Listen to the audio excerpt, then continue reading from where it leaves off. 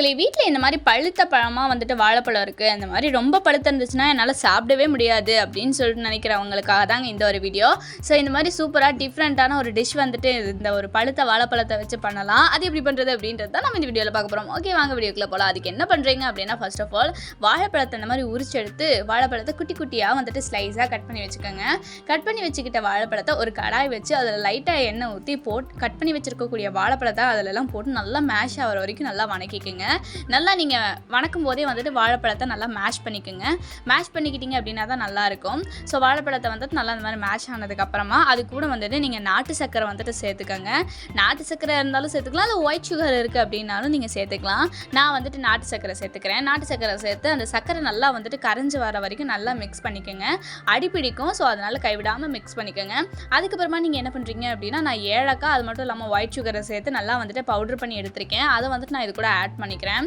Add பண்ணி நல்லா வந்துட்டு மிக்ஸ் பண்ணிக்கலாம். அதுக்கப்புறம் நீங்கள் என்ன பண்ணுறீங்க அப்படின்னா, தேங்காய் வந்துட்டு நான் கொஞ்சமாக துருவி வச்சுருக்கேன். அந்த தேங்காயுமே இது கூட ஆட் பண்ணிக்கலாம். நீங்கள் லைட்டாக ஒரு சிட்டிகை மட்டும் உப்பு சேர்த்துக்கோங்க, டேஸ்ட்டுக்காக நல்லாயிருக்கும்.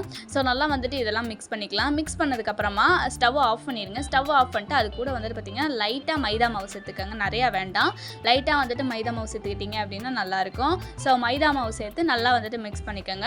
ஒரு சப்பாத்தி மாவு பதத்துக்கு வர வரைக்கும் நல்லா வந்துட்டு மிக்ஸ் பண்ணிக்கோங்க. கொஞ்சம் இந்த மாதிரி வந்துட்டு கையில் ஒட்டுற மாதிரி இருந்தால் தான் நல்லாயிருக்கும். ஸோ இன்னொரு கடாயில் நீங்கள் என்ன பண்ணுறீங்க அப்படின்னா, எண்ணெய் ஊற்றி வச்சுக்கோங்க. எண்ணெய் ஊற்றி இந்த மாதிரி வந்துட்டு ஒவ்வொன்றா தட்டி தட்டி இந்த மாதிரி போட்டுக்கோங்க.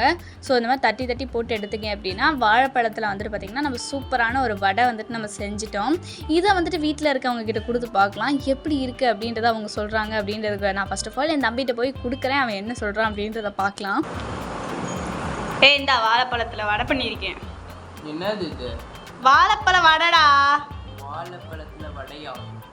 சாப்பிட்டு பாரு எப்படி இருக்குன்னு சொல்லி.